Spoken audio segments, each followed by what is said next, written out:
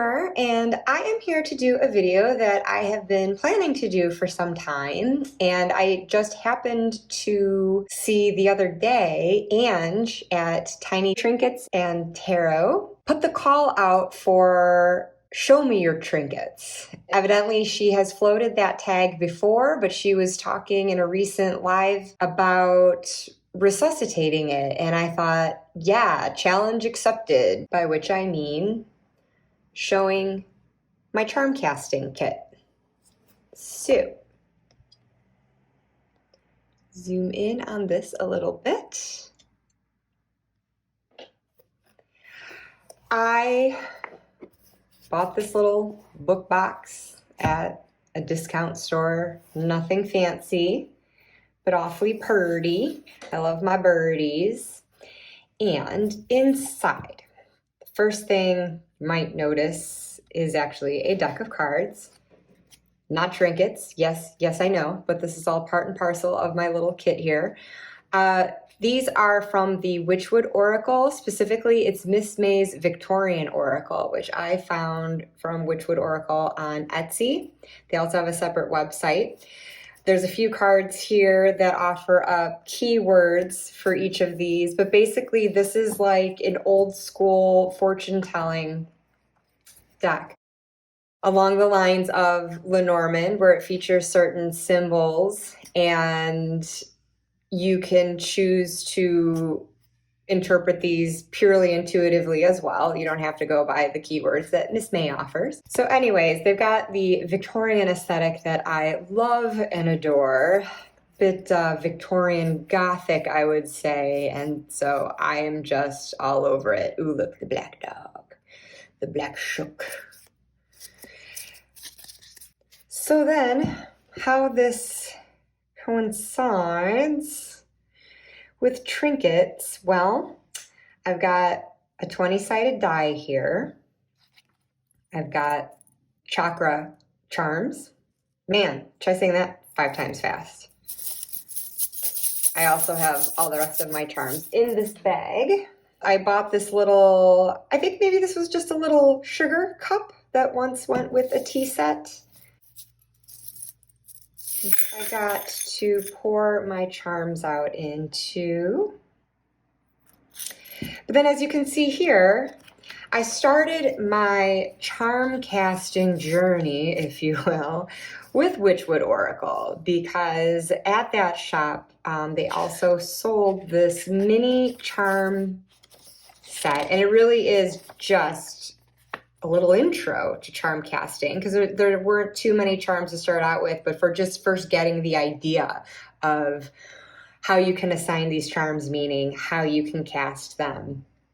So it came with the heart, horseshoe, key, crown, letter, dagger, sun, tree, ring, cup, cat, ghost, and yeah, and that's it. And so there are descriptions for each of them. For example, the cat is mysterious but content. An aloof charm, it represents independence, intrigue, and can sometimes indicate a change of fortune.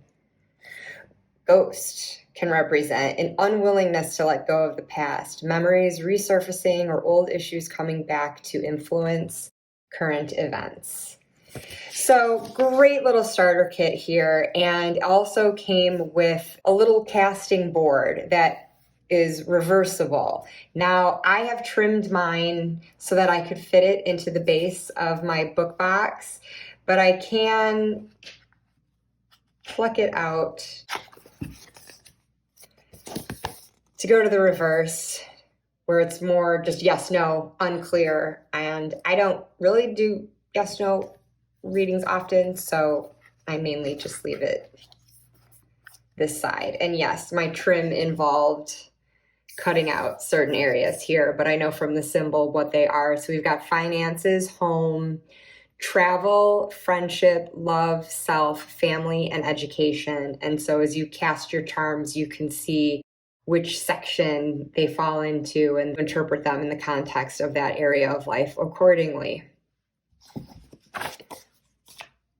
So then, as you can see, I have expanded my set to include a lot more charms. What I ultimately did next was also on Etsy. The Green Woman Crafts shop sells a charm set for Lenormand. And I do believe there is also one for the tarot. I don't have that one, but I bought a 36 charm set that had all the symbols of each Lenormand card. And actually, I think the set was technically 37 charms because it included a happy squirrel as a nod to the Simpsons episode. If you haven't seen it, I'll leave a link to the clip below. It's hilarious. But in any case, so that second charm purchase of mine was in response to Kelly Fitzgerald's video on charm casting, of which she's done a few.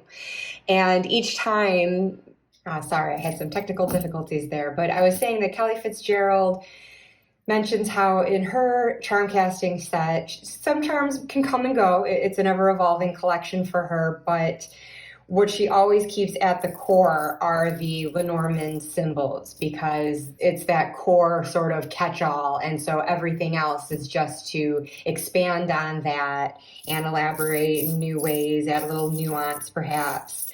So I'm actually going to zoom back out a little bit again.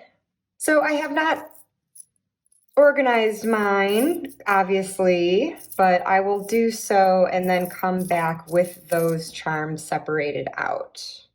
Okay, so just really quickly, here were the base charm sets that I had purchased, starting with the Witchwood Oracle one, which overlapped to an extent with the Lenormand symbols, and so these are those charms that I read off before that is excluding whatever repeats there were with the Lenormand. And as far as the Lenormand charms that I got from Green Woman Crafts, of course, we have our Happy Squirrel, which makes for a great wild card in the casting.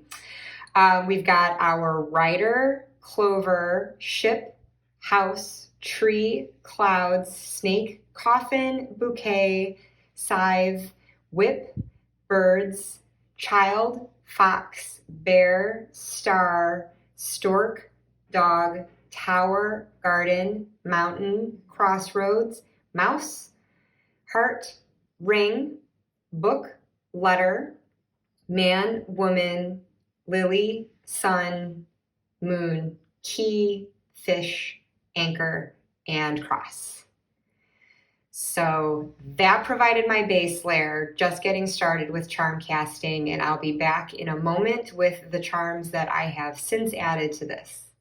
Okay, so here are some of the charms that I've added to the collection, borrowing the cup from the Witchwood Oracle set that I already had, though, just to show the water element. I wanted to have the 4 elements in there, so accordingly I have a campfire to represent the fire element, and then a sword for air, and another tree that looks different from the tree of the Lenormand, so I can tell them apart, that represents the earth element. I then have certain groupings, mainly pairings, that can contrast or complement each other.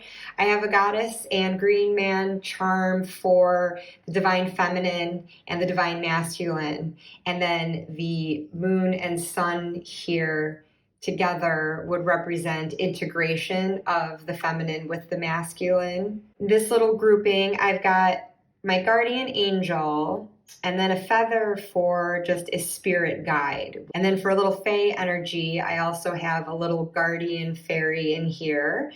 She's a little butterfly fairy that I see as a guide for transformation. And then this fairy, also a guide, but with more of a mischievous, playful spirit.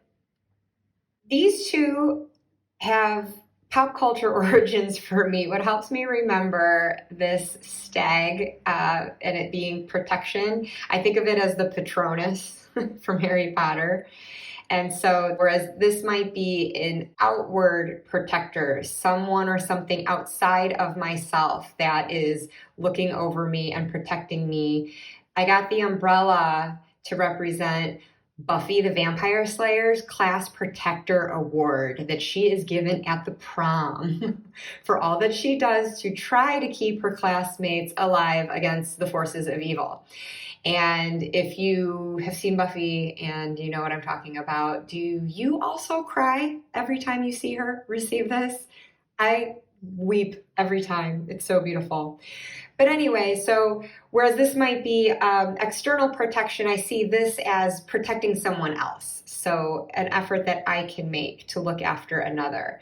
Similarly, I've got this little teacup that has a heart inside of it, which I see as my self-care charm. So it would signify to me that I need to kind of look out for myself a bit, give myself some tender loving care. But then the kettle is something that I would pour for someone else. So if I need to fill someone else's cup, if I need to give them some sort of comfort, that would be my signal for that.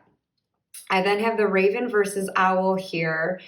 The owl representing sort of like a learned, acquired wisdom versus the raven, which is more of an intuitive wisdom.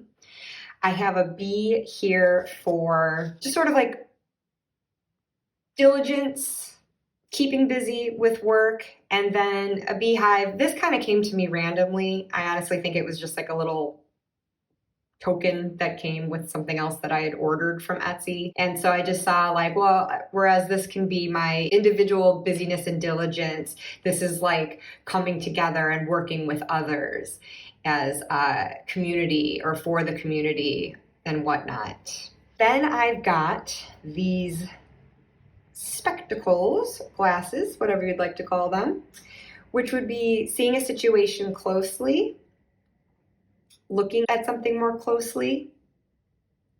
And similarly, but different, are the binoculars, which would be more so, at least in how I interpret them, it's more like foresight, looking ahead beyond the immediate context. So a little further reaching than the eyeglasses would go.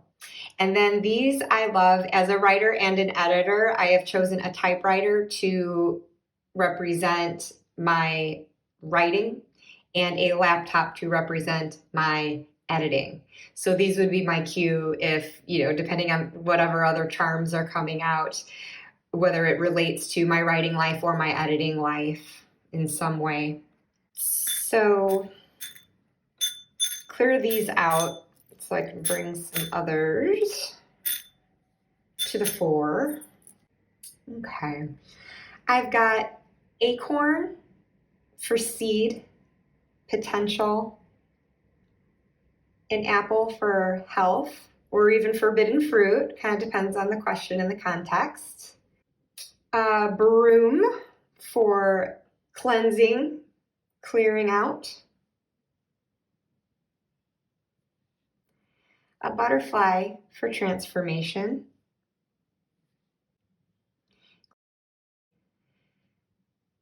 Film industry clapboard as like a do-over, try again, second chances, take two in life. The little red door represents a portal, a threshold of opportunity of some sort. Dragon for risk and reward. A frog here for adaptability, given its amphibious nature. This is for taking the helm, taking control, finding direction. A hook for temptation, possibly addiction, somehow feeling caught, trapped. Got a lantern for illumination, shedding light on a situation. Got a mermaid in there to represent my more mystical nature, sexuality, sensuality, perhaps, as well. Had to have a panda charm for my inner child, something just playful, simple, silly pleasures in life. It's one that helps me know to just have fun, take it easy, go light on things, or if I'm needing to tend to my inner child in some way. I have a telephone as phone a friend if you need to reach out for help.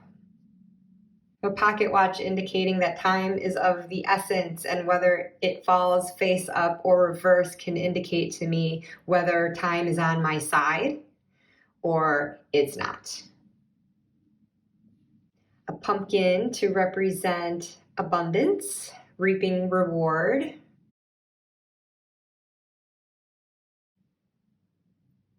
A rabbit for proliferation, something fast moving or going down the rabbit hole. I have a raccoon right now. I kind of would ultimately like to get a face mask or eye mask instead, but since raccoons have that black over their eyes that looks like a mask and they're very sneaky in the night, for right now I have the raccoon representing just something sort of that's being concealed, needs to be revealed. It could be self-deception as well. I have a sand dollar for financial matters.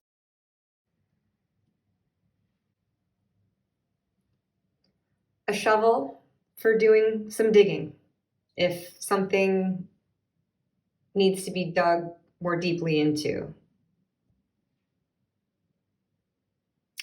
Okay, another Harry Potter reference. I see it as the sorting hat. So this always tells me to sort it out, get organized, figuring out, who I am and finding my tribe, much like the hat helps sort the students into their houses. I have a wing here for restriction because it's representing a clipped wing. So it could be something restricting, inhibiting, a limitation of some sort. A wishbone, just for make a wish. A little witch here for manifestation.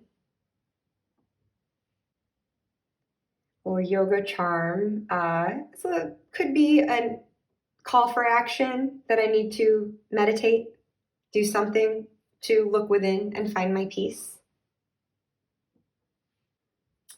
Triquetra for just spirituality, the Trinity, mind, body, spirit balance, however I might want to interpret the triple nature of it. Got a wolf for primal instinct. And a little open book here, which differs from the book cover of the Lenormand charm. And this just represents it. It just kind of adds an extra layer to it, like more of the essence of active learning versus knowledge already possessed. It could also simply be about being more open, being an open book, and whether that's a warning that I could be wearing my heart too much on my sleeve, or a call to open up and share with others what I know. So then adding to these are some charms that have a special role. First of all, pointer finger. Throw this in there. It's not going to come out on every draw, but if it does, whatever it is pointing to, that is going to tell me to pay very, very special attention to that there is something of great importance related to it. In addition to the moon that was in the Lenormand set, I've included this crescent moon to look at, depending on which way it falls, whether I see it as a waxing or a waning crescent. Could be indicative of my energy waxing or waning, or just in terms of where I am in my intention setting and manifesting that intention. I also have 3 little tarot card charms that I like to include to represent, pick a card. So if I cast a bunch of charms and one of these comes out, I draw a card from a tarot deck, from this Witchwood Oracle deck, what have you. 2 of them show up, I pull 2 cards. All 3 show up, I pull 3 cards. So it's just kind of a fun interactive thing like that. And then the pentagram, I don't really remember why, but I just kind of took to using this as an indication of whether I'm in or out of balance. So here I would see this as upside down, something's out of balance. And so then I can either just leave it at that, maybe throw more charms or draw a card to get insight on that. But I also take it as a signal for a chakra check. And that is what these are all about. Got these charms representing the 7 chakras.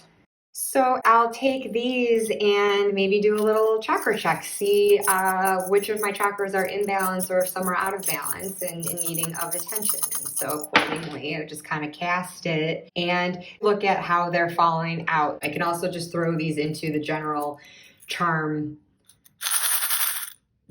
collection and see what comes out, and regardless of how it's facing, whatever one falls out will just be an indication of what's needing tending to, and I would look at it in relation to what other charms fell with it.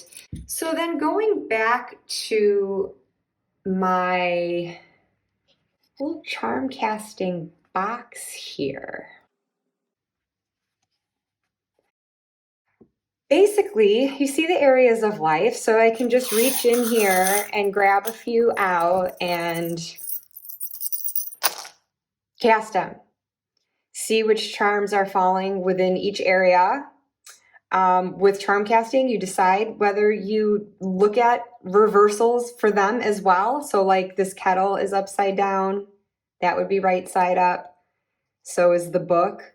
So I could read meaning into that. If I'm just looking for a more straightforward read though, I typically do just look at what the charm is. I might just go ahead and flip them all over, but pay attention to which ones specifically have fallen out in which area and where they're falling with that and where they might be falling in relation to each other and layering meaning onto one another.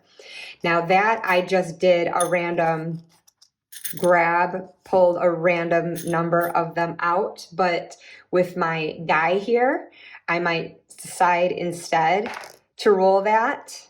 And so I got a 4. So then I go to my charms and I just feel around and I kind of pick, okay, there's 1, 2, another 2. Okay, 3, 4. These are the ones that I've grabbed, not really paying attention to which ones I've grabbed just yet. And then I cast. That's a way to approach it. I might not necessarily, because this does go up to 20, I might not necessarily desire to pull 20 charms, but who knows? It can be very interesting actually with a large number. You're more likely to get those clusters, or you can see what stands out from the pack and read into that. This can also come into play too, though, if I were to pull out those 4 elements, the chalice, the sword, the campfire, and the tree. If any of those fell out, I could roll the die accordingly and then reduce the number, and that in conjunction with whichever element, interpret it as the minor card of the tarot. So say I were to roll a 10, looking at the chalice. So then I would interpret that as like a 10 of cups. So that's a way to add little additional meaning. I might even just use this for general numerology. After I've done the reading, I might just be like, okay, so overall 2, and take something from that. Okay, this could be collaboration, duality, partnership. So then I have these cards in here before. So what I might do could be as simple as, if I'm not in the mood to use this little backdrop, little casting board. Okay, I just choose a card from this that I can set in here. I got the waif. Choose a few charms at random and boom. So that's how you could do with just the one card, or alternatively, say I already pick my charms. Can I use my cup as a little prop there? All right, cast these into my board. I might then be looking at that and making whatever interpretations, and then decide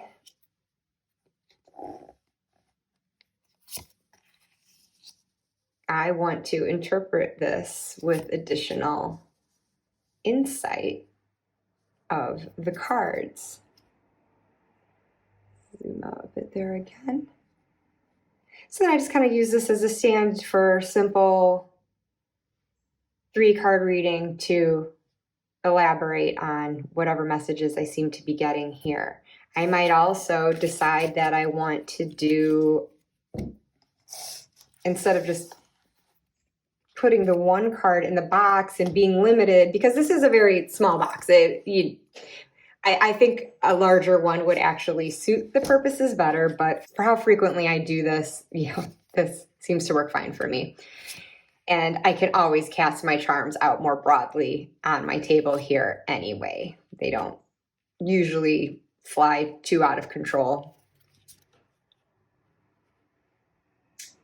But, I could just simply lay cards out on the table, pick out a few charms,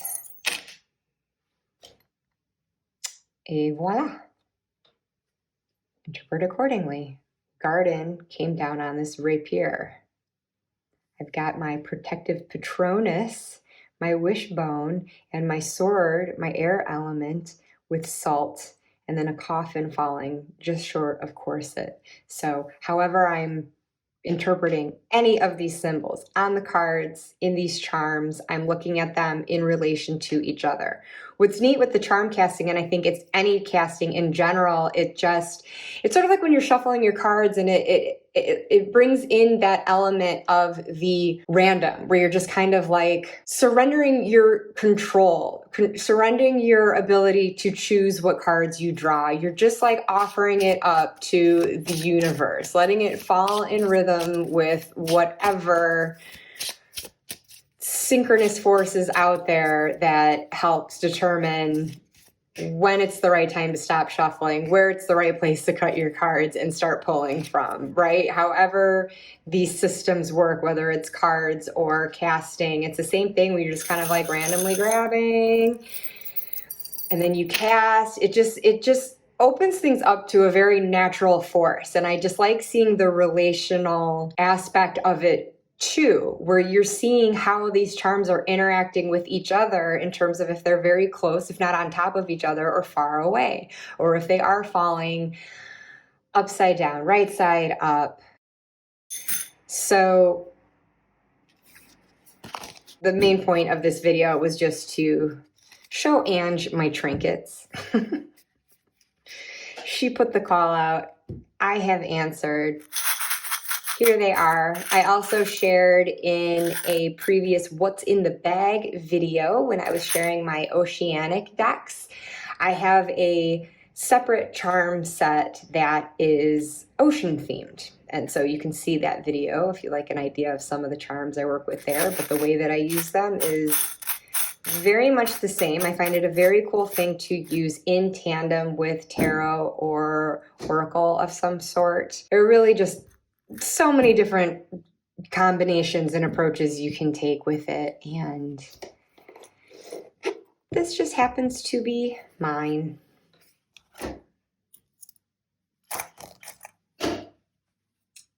So there we have it, folks. My little charm set. Thank you so much for watching if you're here with me today, and I would love to see you do your own response to Ange's Show Me Your Trinkets hashtag if you happen to have a little collection of your own. Let me know in the comments just if this is something that you ever use. Do you ever incorporate charm casting into your practice? I would love to hear your thoughts on the topic as well. So, all right then, I guess until I come back with whatever I come back with, I am so appreciative of you. So thank you, and I'll just see you next time. Bye.